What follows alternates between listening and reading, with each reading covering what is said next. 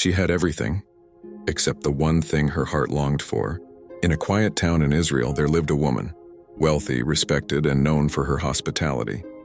She and her husband lacked nothing except a child, yet she never complained.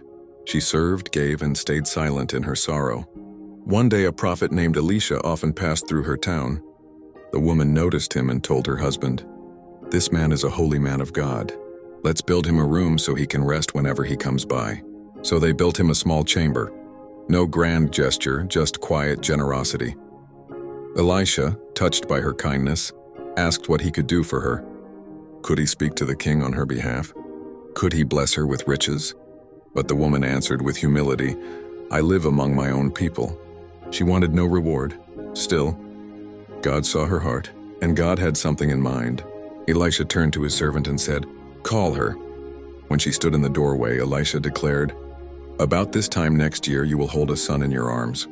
She gasped, "No, my lord, don't lie to your servant." The pain was too deep, the dream too long buried. She hadn't even dared to ask.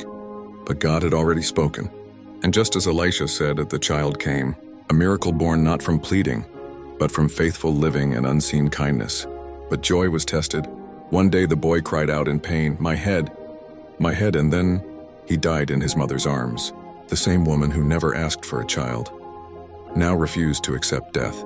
She laid him on the prophet's bed and said, "It is well." She saddled her donkey and rode straight to Elisha. She didn't demand, she didn't curse. She simply said, "Did I ask you for a son? Didn't I say, don't get my hopes up?" He entered the room. He prayed, he laid upon the boy. Once, twice. Then suddenly the child sneezed 7 times, then opened his eyes. God had given life, and again, the Shunammite woman never begged for blessings.